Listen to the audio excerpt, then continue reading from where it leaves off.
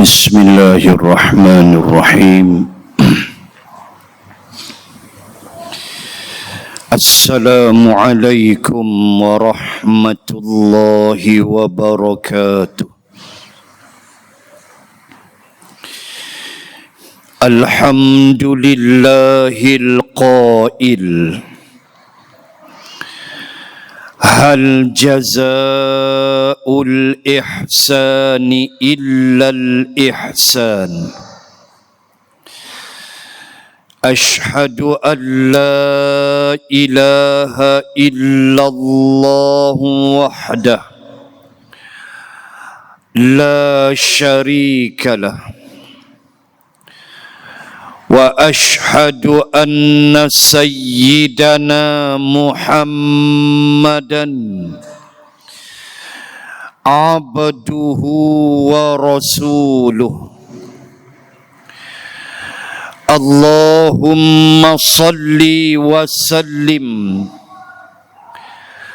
على رسول الله وعلى آله وصحبه ومن والاه.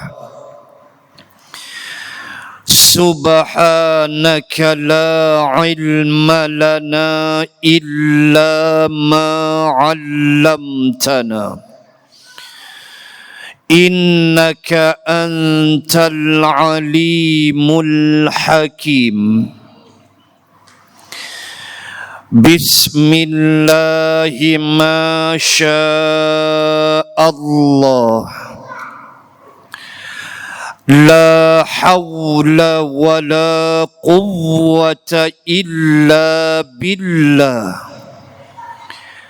العلي العظيم. وبعد. Muslimin dan muslimat rahimakumullah.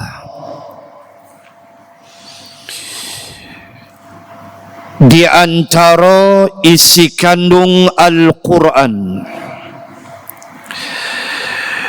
adalah di dalam Al-Quran itu banyaknya doa-doa yang disebut di dalam Al-Quran.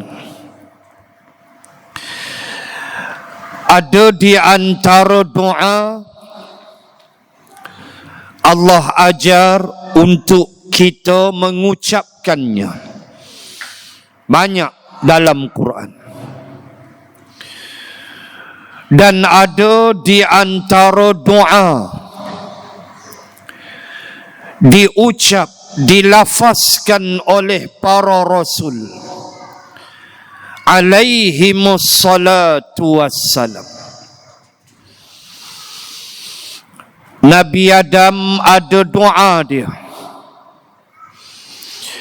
Nabi Nuh ada doa dia, Nabi Yunus pun berdoa dalam perut ikan. Dan di antara doa yang mahu kita sebut pada malam ini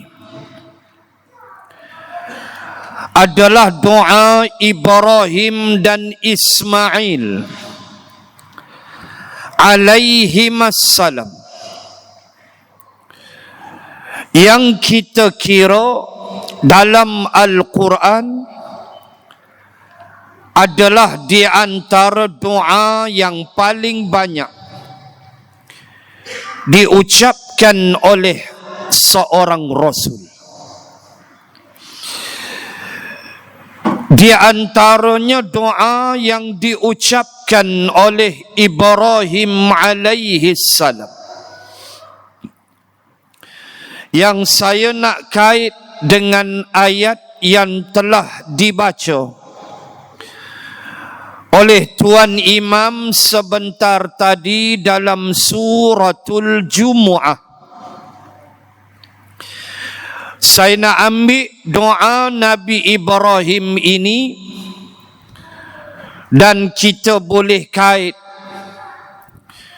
dengan ayat yang dibaca sebentar tadi di dalam suratul Jumu'ah. Doa itu dalam suratul Baqarah pada ayat 129.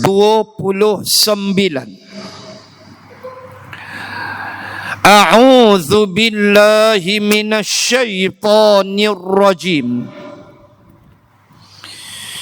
Rabbana wab'ats fihim rasulam minhum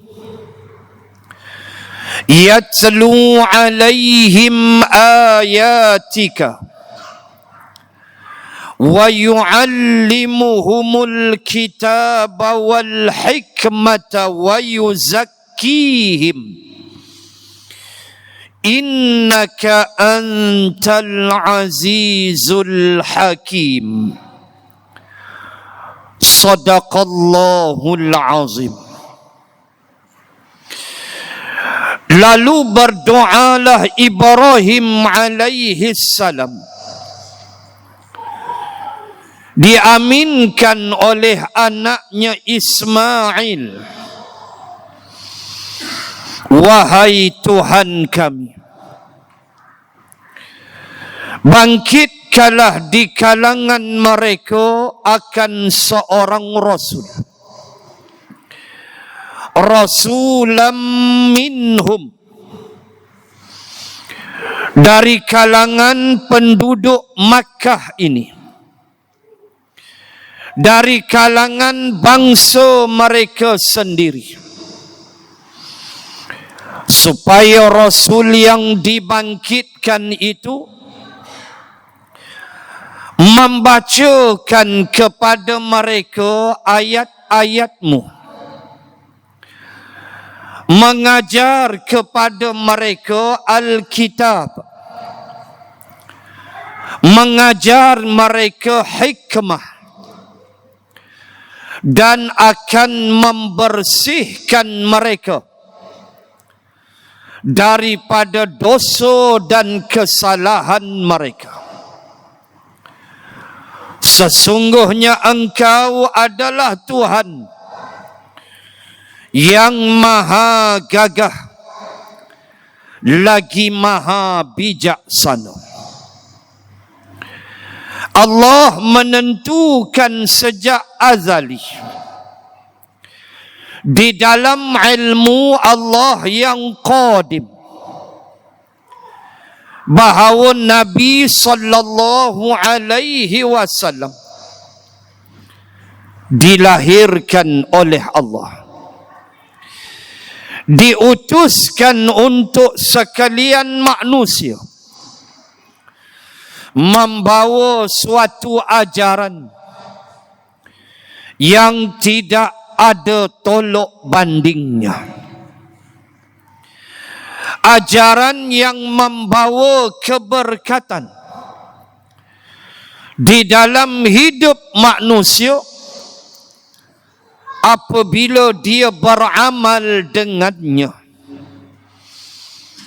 Bayangkan muslimin dan muslimat, keberkatan Rasulullah semenjak Nabi kecil, ketika diambil oleh ibu susuannya Halimatun Sa'adiyah daripada Bani Sa'ad bin Bakr, seorang wanita Badui, salah seorang ibu susuan Rasulullah. Ibu susuan Nabi ada 3 orang. Pertama adalah Ummu Aiman Al-Barakah Al-Habasyiyah. Ummu Aiman adalah ibu angkat Rasulullah. Ummu Aiman orang pertama yang menyusukan Rasulullah sebagai ibu susuan Nabi. Ummu Aiman ini akhirnya berkahwin dengan anak angkat Rasulullah, Zaid bin Harithah radhiyallahu anhuma. Dan Ummu Aiman inilah yang tidak berhenti menangis. Mengikut tarikh, mengikut riwayat, mengikut sirah, hampir 2 bulan menangis selepas kewafatan Rasulullah. Sehingga Abu Bakrin bertanya kepadanya, apakah ibu tidak boleh menerima ketentuan ini? Bahawa kullu nafsin za'iqatul maut. Kita tak boleh lari daripada mati. Tuan Imam baca tadi, qul innal mauta alladhi tafirruna minhu fa innahu mulaqikum. Itulah indahnya bahasa Arab.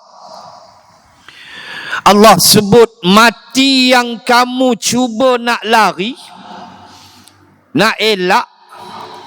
Kalau boleh tak nak mati awal, mati ujung-ujungnya 100 tahun 2 hari baru mati ujung-ujung.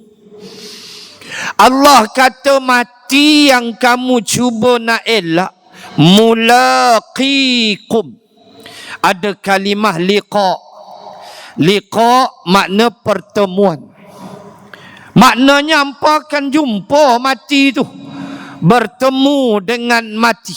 Suka tak suka, time saja, masa saja, kita tidak pasti. Yang pasti anak murid dulu, tok guru kemudian. Nak sebut, maaf saya bergurau, nak sebut itulah mati. Ummu Aiman, ibu susu Nabi ni, menangis 2 bulan lebih tanpa henti. Abu Bakrin tegur, ibu tak boleh terima ke kematian? Maka dia menjawab, tangisanku bukan kerana itu. Bukan kerana aku tidak boleh terima Rasul wafat. Aku tahu manusia mesti mati. Tetapi aku menangis kerana aku bersedih wahyu sudah tidak turun lagi. Itu dia iman dia. Menangis sebab wahyu dah berhenti. Tak ada dah wahyu. Kau adalah celah Pening ni mengaku terima wahyu, sepak punggok dia, pi rendam dalam kolam ikan belakang ni. Habak dia wahyu apa hang terima? Mengarut punya manusia. Habis dah. Menangis Ummu Aiman kerana wahyu tak ada dah. Takat tu habis dah. 30 juzuk, 6,000 lebih habis. Sedih pasal itu. Apa nak sebut? Inilah jiwa orang beriman. Tidak boleh berpisah dengan kalam Allah. Tidak boleh berpisah dengan Al-Quran. Jiwanya jiwa Al-Quran. Hujahnya hujah Al-Quran. Sehingga Nabi menyebut, laisa fi jawfihi syai'um minal Quran kal baitil kharib. Hadis sahih. Nabi kata, siapa yang fi jawfihi, siapa yang dalam otak dia, kata Nabi, tak ada satu pun daripada Quran. Kotlah dia nak cakap, kot tak reti qala Allah, dia tak reti, dia tak hafaz. Dia bercakap juga, Allah sebut dah, adalah yang tu. Ni langsung tak ada. Laisa fi jawfihi syai'um minal Quran Tak ada langsung sebutir habuk daripada Quran. Dalam otak dia, dia kira projek dunia. Projek dunia, benda, makan, terkedarah, tidur, beranak. Dia kira tu. Quran tak ada. Nabi kata, kal baitil kharib. Dia seperti sebuah rumah usang yang ditinggalkan lama oleh manusia. Otak dia tu macam projek perumahan terbengkalai 25 tahun. Contoh, projek perumahan terbengkalai 25 tahun, pi masuk tengok ada apa dalam. Ada jarum doktor bertauliah. Taipit jadikan kawasan rumah depo. Ada kulit ular sawo. Dinding tu conteng macam-macam. Lambang Jerman, swastika, semua ada. Tulis I was here, sekian-sekian tarikh. Habis dinding tu dengan tai orang pun ada dalam tu. Itulah otak, kata Nabi, yang langsung tak ada Al-Quran. Macam rumah yang usang, yang ditinggalkan terlalu lama.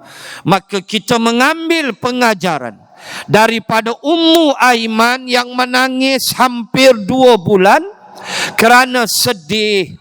Wahyu sudah berhenti, dan tugas kita jangan berhenti baca Al-Quran setiap hari. Tuan-tuan muslimat, akhirnya Ummu Aiman meninggal dunia. Selepas daripada itu, dalam 3 bulan selepas Rasulullah wafat, meninggal pula Ummu Aiman. 1. 2, ibu susuan Nabi yang juga merupakan ibu susuan Sayyidina Hamzah, ammi Rasulullah, pakcik Nabi, yang juga merupakan ibu susuan kepada Abu Salamah, suami kepada Ummu Salamah, yang akhirnya Ummu Salamah menjadi isteri Rasulullah setelah kematian Abu Salamah. Rasulullah, Abu Salamah, Sayyidina Hamzah telah menyusu dengan seorang perempuan yang menjadi ibu susuan Nabi juga, bernama Suwaibah. Di mana Suwaibah adalah hamba abdi kepada Abu Lahab. Dia bebaskan Suwaibah dan dia arahkan Suwaibah untuk menyusukan Nabi sallallahu alaihi wasallam. Dan sudah tentulah ibu susuan Nabi yang ketiga, Halimatun Sa'adiyah. Tengok, nak sebut berkat. Ketika Nabi berusia 7 atau 8 tahun, 7 atau 8 bulan, maka menjadi suatu adat bagi orang-orang Arab. Dia bukalah tender projek, ambil setiap baby, newborn baby, ambil bawa balik ke kampung dan susukan. Itu adat mereka. Kenapa hantar ke kampung? Supaya newborn baby ini dia rasa hidup suasana kampung. Sebab Makkah ni bandar. Kata Said Ramadan dalam Fiqhus Sirah, termasuk bila dia duduk di kampung tu, dia akan belajar bahasa Arab kampung yang fasih. Begitu. Dia rasa lasak sikit. Tu tujuan dia. Kalau cuti sekolah, sepupu duduk kok diang. Lepas sepupu daripada KL mai datang ziarah. Sepupu katalah umur 11 tahun. Sepupu kampung ajak mandi sungai. Agak-agak siapa lemah dulu? Hak sepupu duk KL tu, Dia ajak terjun pokok, triple somersault. Mampus sepupu KL ni. Jenis orang bandar. Jenis main TikTok, apa semua. Hak di Kok Diang tu kira main guli, main lastik, toy. Main tu lah. So jiwa kampung tu dia lasak lain. Jumpa pokok rambai sagi suruh panjat. Hak sepupu KL garu kepala saduk sembang lah. Hak sepupu kampung tulah panjat. Sampai atas dia makan seorang. Cabuk betul. Yang sepupu KL nganga di bawah. Ini kampung. Maka dia ambil. Jadi satu budaya. Ambil, bawa kampung, susukan. Ambil upah. Saya nak sebut dulu berkat Nabi. Keberkatan Rasulullah sudah bermula sejak Nabi lahir dan sejak Nabi bayi lagi. Lalu sampailah Halimatun Sa'adiyah dengan tok laki dia menaiki unta yang kurus kering, kerana pada waktu itu kampung Halimah kemarau teruk. Unta, lembek, kambing semua habis, letih, kemarau, rumput tak tumbuh. Halimah dia tahu musim tu, walaupun tak ada WhatsApp group menyusu, tak ada, tapi dia tahu. Dia pergi dan dia sampai agak lewat, kerana unta dia unta kurus yang tidak berapa kuat. Dia sampai baby dah ambil semua dah. Yang datang awal dah ambil dah, bawa balik dah. Halimah sampai tu bertemu dengan seorang ibu namanya Aminah binti Wahab radhiyallahu anha, yang sedang memangku Rasulullah sallallahu alaihi wasallam. Tinggal baby ni ya, Rasul yang mulia. Halimah pun tengok tinggal hat ni, yang lain habis dah.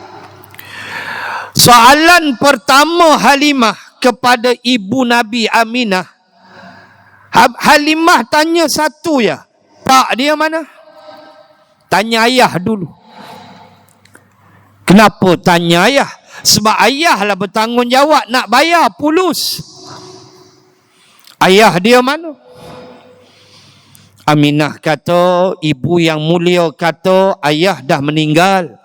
Waktu dia dalam perut saya, dia meninggal ayah dia. Dia tak sempat tengok ayah.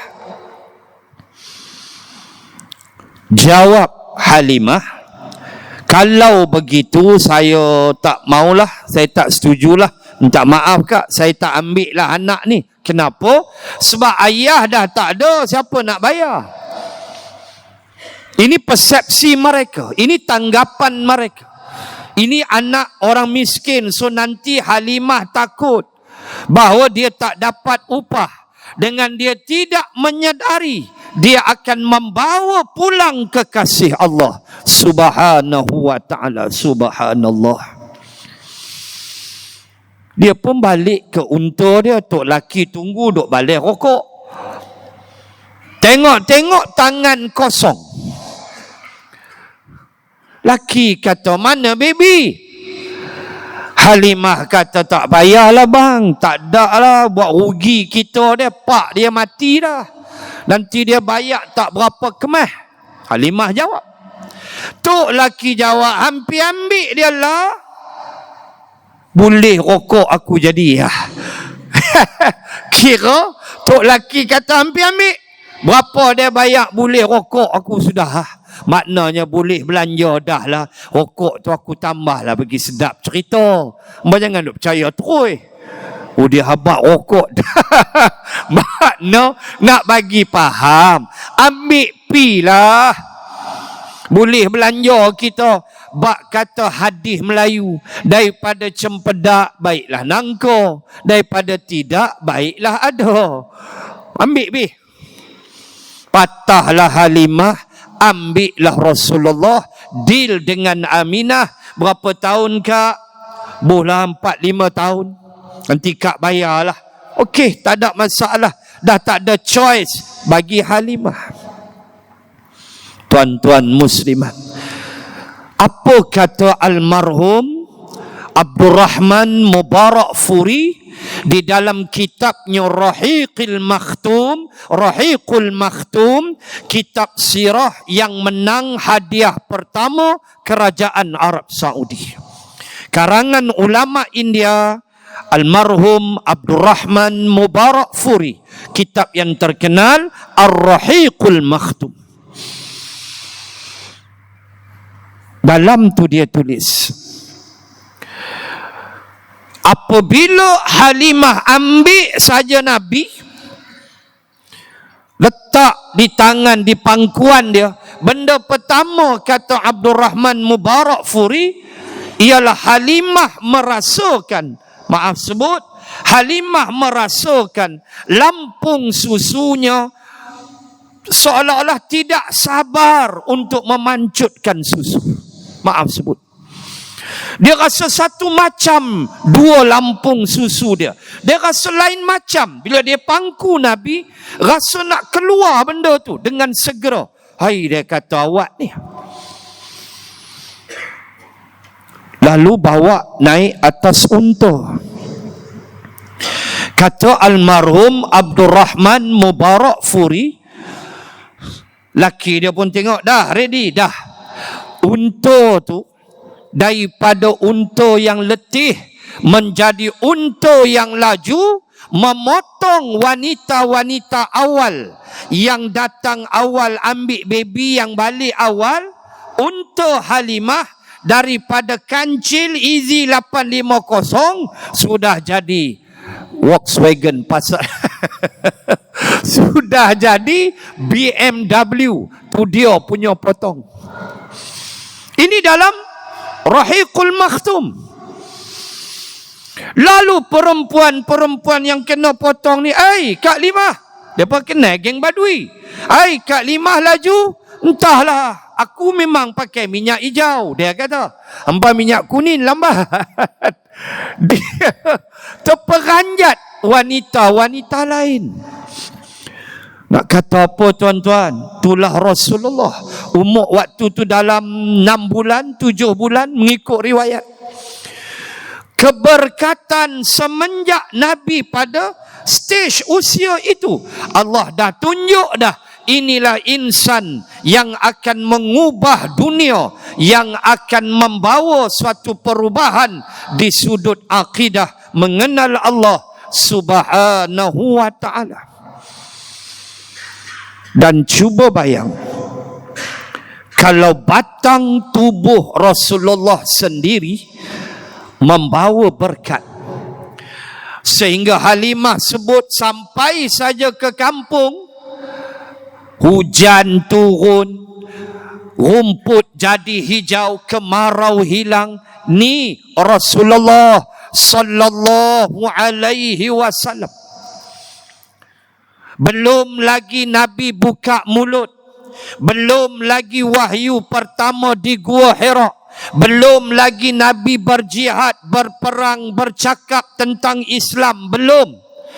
Hanya dengan batang tubuh Nabi sahaja hadir di tempat itu, keberkatan merebak sehingga tidak mampu diukur oleh Halimah. Subhanallah. Bayangkan ajaran Islam yang Nabi bawa. Bayangkan berkat dia macam mana. Sebab itu teringat saya apa yang telah dinukilkan oleh almarhum Dr. Wahbah Az-Zuhaili di dalam tafsirnya Al-Munir. Ketika dia menafsirkan ayat 8 suratul A'la. Ayat 8 suratul A'la. Wa nuyassiruka lil yusra. Dan kami, wahai Muhammad, akan memudahkan engkau dengan jalan-jalan kemudahan. Tuan-tuan muslimat, bukalah kitab tafsir mana pun.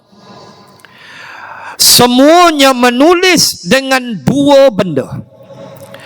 Apabila Allah menyebut wa nuyassiruka lil yusra, dan kami wahai Muhammad akan memudahkan untukmu, yasir mudah, sa'bun susah. Kami akan memudahkan untukmu dengan jalan-jalan kemudahan. Ulama tafsir, saya quote pada tafsir Al-Munir oleh almarhum Dr. Wahbah Az-Zuhaili.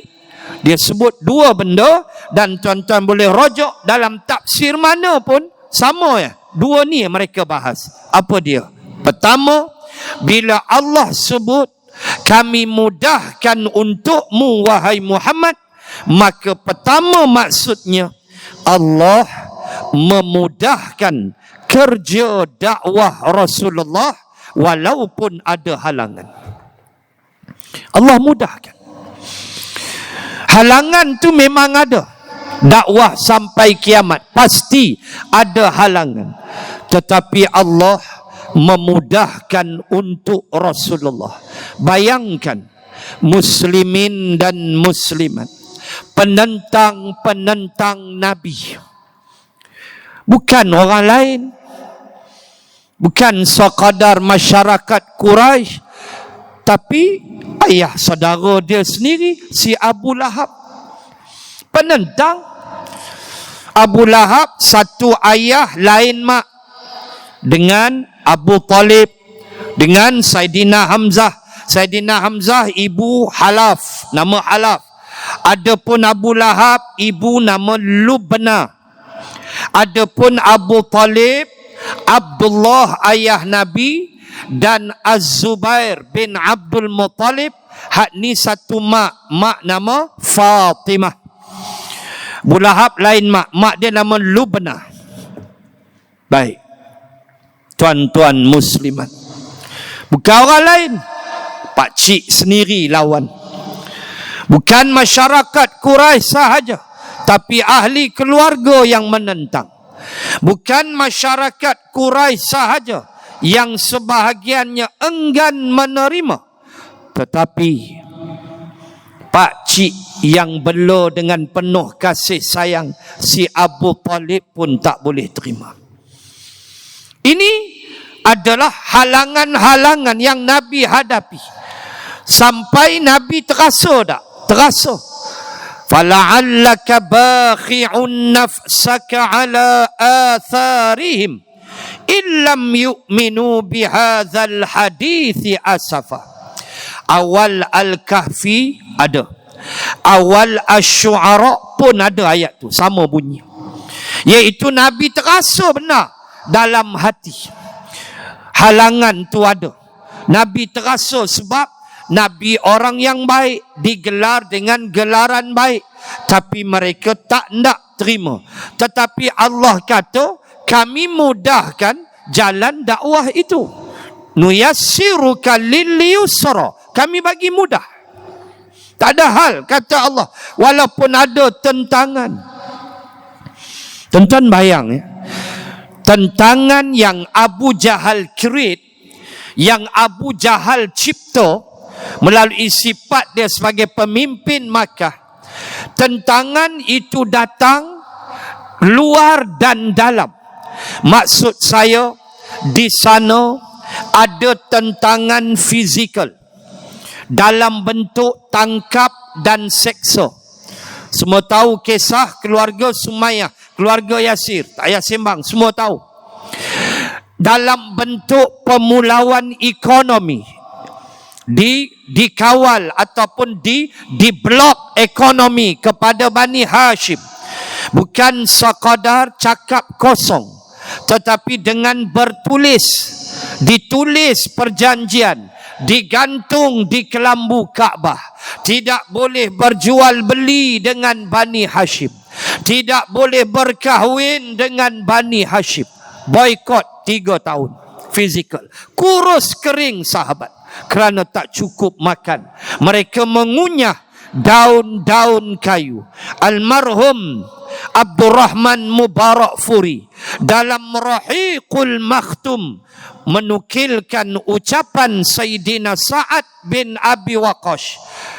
Kata Sa'ad, bibir kami lebam-lebam, bengkak-bengkak kerana banyaknya mengunyah daun-daun kayu di era pemulauan 3 tahun. Bayang Ustaz? Bengkak bibir. Azan lah. Nak azan ke? Azan. Okey. Mana muazzin? Azan.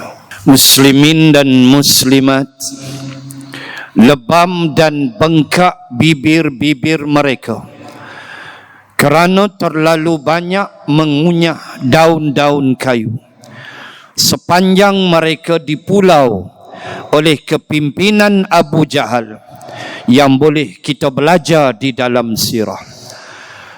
Dalam bentuk fizikal, serangan itu berlaku. Ia berlaku juga dalam bentuk menjajah minda masyarakat Quraisy.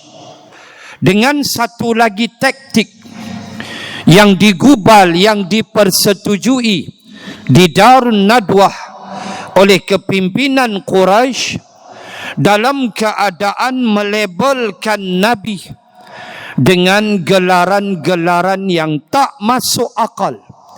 Seperti Nabi ini majnun, seorang yang gila. Seperti Nabi ini kahin. Kahin apa? Tok dukun nang boti nang koi boti koi. Kahin. Label Nabi sebagai sihrum mubin, ahli sihir yang hebat, untuk menjajah minda masyarakat Quraisy supaya jauhkan diri daripada Rasulullah. Adakah memberi kesan? Tidak. Allah mudahkan dakwah Nabi. Ini fasa Makkah. Sampai pada tahap mereka sudah kehilangan idea, ketandusan idea untuk menghalang dakwah Nabi. Maka mereka pergi kepada yang ketiga. Wa qalu ma li hadzal rasul ya'kulu at-ta'am wa yamshi fil aswaq. Penghabis dia tu tak ada hujah dah. Dan berkatalah mereka, apalah rasul ini? Atau bahasa mudah, kalau Muhammad ini nabi dan rasul, kenapa dia perlu buat 2 perkara? Kata Abu Jahal. Pertama, ya'kulu ta'am, dia makan makanan serupa kita makan. 2, yamshi fil aswaq, dia berjalan pi market. Orang Kedah cakap orang putih market. Dia berjalan pergi pasar. Tuan-tuan muslimat boleh bayang tak? Abu Jahal ceramah macam tu, orang Mekah dengar je. Orang Mekah yang boleh fikir, dia kata awaklah bodoh sangat Abu Jahal ni. Tidakkah Muhammad itu manusia yang dia perlu makan, dia perlu minum, dan bila dia nak makan dia kena masak. Bila nak masak, yamshi fil aswaq, dia mesti berjalan pi market. Apalah punya hujah bodoh, kata orang-orang Makkah. Mereka kadang tak boleh terima, walaupun ada yang boleh terima. Quran rakam cerita ni. Bab Nabi pi market, bab Nabi makan, Allah sebut dalam Furqan, dalam Al-Ahqaf. Allah cerita bagaimana mereka ketandusan hujah untuk menyerang Rasulullah. Allah mudah tak laluan? Mudah. Hatta ketika Nabi tidak ada ruang dah, melainkan dalam gua yang kecil namanya Jabal Sur pun Allah bagi mudah. Sampai makanan, sampai maklumat. 3 hari, hari keempat Nabi keluar sampai Yathrib, ada penunjuk jalan, Allah mudahkan. Ini maksud pertama. Kata para ulama, bila Allah sebut wa nuyassiruka lil yusra, dan kami mudahkan untukmu wahai Muhammad dengan kemudahan-kemudahan yang lapang. Walaupun ada tentangan, rintangan, termasuk fasa Madinah. Kalau di Makkah ada tak cita-cita nak bunuh Nabi? Ada. Penyebab kepada hijrah. 30 Suratul Anfal. Bunuh, tangkap, penjara dan halau. 3 benda dalam Suratul Anfal ayat 30. Di Madinah pun sama. Ada tak satu komplot, bukan sekadar oleh orang-orang Yahudi, tetapi komplot ini adalah komplot yang dipersetujui bersama oleh munafikin Madinah. Sebab itu munafik ni memang celaka, tuan-tuan. Munafik ni memang golongan cilakoi.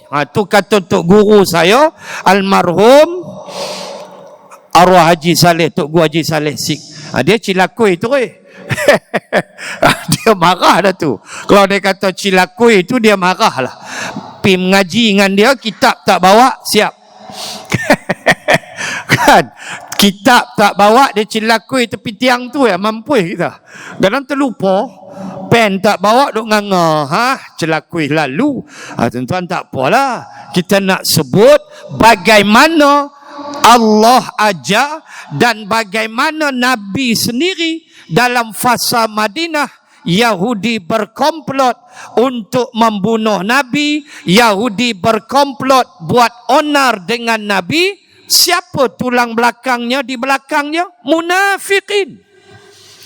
Hak duk semayang sujud dengan Nabi tu.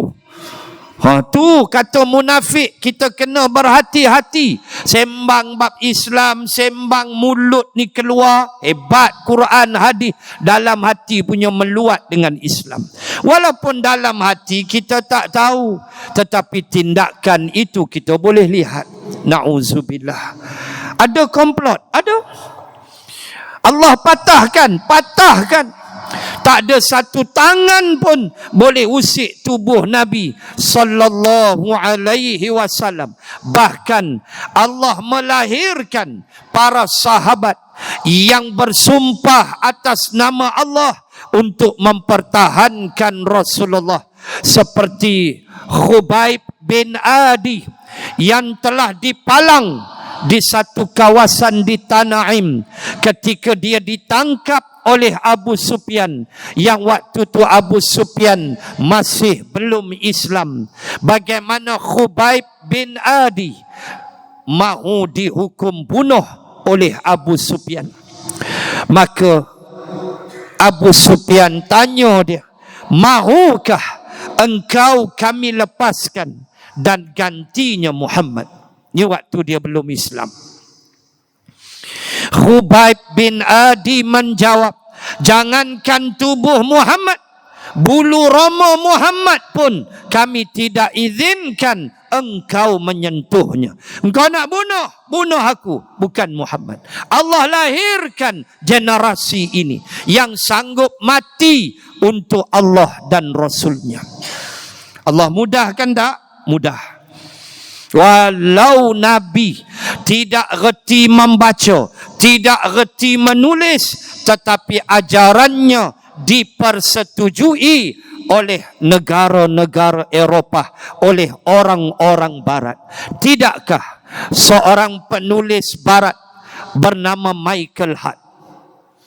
Michael Hart penulis buku 100 tokoh paling popular di dunia. Michael Hart pernah duduk matang janggut 3 tahun. Michael Hart tulis 100 yang paling popular tokoh di dunia. Nombor 1 dia tulis Nabi Muhammad. Walaupun kita tak setuju dengan kalimah tokoh, kan, bagi kita Nabi bukan tokoh, Nabi ni Rasul. Kita tak setujulah kalimah tokoh tu. Tokoh ni Vladimir Putin, Kim Jong-un yang buat kepala otak dia sendiri tu. Dia nak tembak nuklear, dia tembak. Dia peduli apa? Kim Jong-un. Sampai Jepun pun penin, China pun penin, Korea Utara punya perangai. Ini tokoh lah, walaupun ada di sudut tak baik. Rasulullah bukan tokoh, Rasul. Tapi tak apalah sebab dia kafir, Michael Hart. Dia tulis Nabi nombor 1. Sampai dalam satu seminar, orang tanya dia, kenapa wahai Michael Hart, engkau letak Nabi Muhammad ini profet untuk umat Islam pada mereka, sedangkan Nabi rahmatan lil alamin untuk semua. Kenapa engkau letak dia nombor 1? Michael Hart jawab simple. Tidakkah kamu lihat ajarannya menguasai 2/3 dunia? Seorang yang tak tahu menulis dan membaca, seorang yang duduk di padang pasir, tetapi ajarannya 2/3 dunia menerima Islam. Tuan-tuan pergi ke Sweden, negara yang bakar Quran. Ada tak di Sweden masjid? Ada. Kawan-kawan yang pernah sampai beritahu kita. Kita tak sampailah Sweden. Kita tak kat Kok Diang adalah. Sweden tak pernah lah. Kawan-kawan pernah sampai habaq kat kita. Besar masjid di Sweden. Finland pun ada masjid. Ada kawan saya buat PhD di Finland. Dalam keadaan bandar bersih, kata dia, dan masjid ada. Di mana-mana pun adanya rumah Allah yang mengumandangkan syiar Islam. Allah permudahkan untuk Rasulullah. Itu yang pertama. Dan kata almarhum Dr. Wahbah Az-Zuhaili, makna yang kedua bagi wa nuyassiruka lil yusra ialah betapa mudahnya syariat Islam. Ya Allah, ya Tuhan, betapa mudahnya, betapa fleksibelnya, betapa kasihnya Allah ketika menurunkan syariat kepada Rasulullah, disampaikan kepada kita. Syariat itu mudah untuk diikut dan ia memang mudah. Saja nak masuk neraka kalau tak buat. Contoh sembahyang, Allah pemudahkan. Ya ayyuhallazina amanu idza qumtum ila shalah. Pangkal ayat 6 suratul Maidah. Wahai orang beriman, bila kamu berdiri nak solat, kalau boleh berdiri dulu, tu hukum berdiri. Tak dapat baru duduk. Semayang wajib, semayang rukun. Semayang sunat tak apa, boleh duduk terus. Tu semayang sunat. Semayang rukun, diri dulu, sedaya upaya. Sebab qumtum, qiyam, berdiri. Tu hukum. Dah tak larat nak buat lagu mana, berdiri, angkat takbir, lepas tu duduk. Mudah tak? Mudah, janji semayang. Sampai tahap baring. Sampai tahap last kelopak mata buat isyarat. Habis dah jam semua. Gerakkan kelopak mata. Sekali takbiratul ihram. Niat gitu. Lepas tu baca Fatihah. Kelopak mata. Rukuk. Lepas tu kelopak mata. Sambil kelopak mata balik rukuk. Duk tarik. Atas katil. Hampir kejam dia sampai mati senang. Nak sebut punya mudah. Janji semayang. Tu maksud wa nuyassiruka lil yusra. Awak musafir, kerat semayang. Aku tahu hampa susah bila musafir. Letihnya apa semua, hampa kerat. 4 zuhur, hampa kerat, tinggal 2. Asar, hampa kerat, tinggal 2. Hampa nak kerat ke, hampa nak jamak qasar ke, hampa nak qasar sahaja ke, hampa buat, janji semayang. Subuh jangan pergi kerat pula. 2 dia kerat 2, terus tak ada. Jangan pergi kerat pula subuh. Ni Allah ajar. Ini ulama pesan, punyalah mudah. Dia mari puasa lah, puasa setahun sekali pun. Bukan 2 bulan sekali Ramadan ni, setahun sekali ya. Dak, dia punya mudah. Faman kana minkum maridan aw ala safarin fa'iddatum min ayyamin ukhra wa 'alal ladzina yutiqunahu fidyatun ta'amu miskin. Setahun sekali. Setahun sekali 29 hari atau 30, takkan ada 31, tak ada. Bulan Islam 29, 30, dua tu ya. Setahun sekali pun celah-celah tu. Dah kalau hampa sakit, hampa tak sah puasa. Kalau hampa musafir, hampa tak payah puasa. Fa'iddah, hampa ganti hari lain. Tuan, inilah Islam tuan-tuan, punya senang, punya mudah. Syarat sakit sungguh lah, bukan takat penin tu tak payahlah. Ni penin kena Coca-Cola, tiba Panadol mampu. Janganlah sakit sikit-sikit tu kita tahan lah. Ni berat yang tak ada harapan sembuh ke yang ada harapan sembuh sampai datang hukum fidyah dan sebagainya. Tu puasa. Dia main zakat. Semua orang nak keluar zakat. Tak ada pasal. Siapa yang masuk dalam kategori dia cukup haul dia, cukup nisab dia, keluar zakat. Zakat pendapatan. Itu satu negeri di Malaysia yang kita hormat fatwa negeri ini, mereka tidak mewajibkan zakat pendapatan. Itulah negeri Perak. Perak dia tak wajib zakat gaji lah, senang sembang. Gaji zakat pendapatan, dia pegang pandangan mazhab Asy-Syafi'i. Dalam mazhab Syafi'i, zakat pendapatan tak ada. Cuma kita, negeri yang lain, kita letakkan sebagai satu kewajipan. Sebab kita pegang kepada pandangan Imam Ahmad bin Hanbal, apa yang disebut oleh almarhum Dr. Yusuf Al-Qaradawi di dalam fiqh zakat, apa yang disebut sebagai mal al-mustafad. Mal al-mustafad ialah hasil bonus, gaji, upah. Begitu dikira kena zakat. Kalau tuan-tuan tanya saya bayar tak zakat pendapatan? Saya bayar. Walaupun kena COVID, kami jam. Saya bayar tak? Saya bayar zakat pendapatan walaupun tak banyak.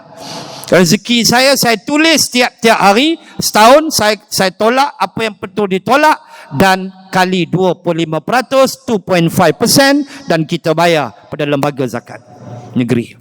Ini tanggungjawab. Perak itu hak fatwa negeri dia, kita hormati fatwa mereka.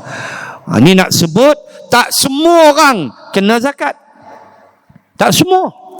Zakat padi bendang, semua main padi bendang lah. Tak ada dia pasal. Mana yang kena, mana yang tak. Ini Islam punya luas. Demai haji lagilah. Istita'i, kemampuan. Kemampuan ni kalau hurai panjanglah. Pergi balik tambang cukup, belanja cukup. Bukan untuk kita, untuk keluarga yang ditinggalkan cukup. Hang pi haji 45 hari, anak bini duk tampung minta duit kat orang. Tak wajib ke? Ini istita'i, panjang, luas perbahasan. Nak sebut manis tata', siapa yang mampu dalam keadaan itulah wa nuyassiruka lil yusra, kata para mufassirin. Allah mudahkan untuk Nabi dan Allah mudahkan syariat untuk kita. Termasuklah apa tuan-tuan nak bahas, bab hukum hudud dan sebagainya, penelitian pada saksinya bukan mudah. Barang yang dicuri, ini Islam. Kenapa dia mencuri? Semua dia ambil kira oleh si hakim. Bukan curi pegang ni dia ke gaji terus. Lepas tu panggil satu Korea, jom tumpang seorang sikit. 3 gaji pula seorang sikit lagi. Bukan dia. Ada perbicaraannya, ada benda-benda yang hakim ambil kira. Apa yang penting ialah kita menjadi manusia yang meyakini bahawa sesungguhnya Rasulullah sallallahu alaihi wasallam membawa suatu ajaran yang penuh keberkatan.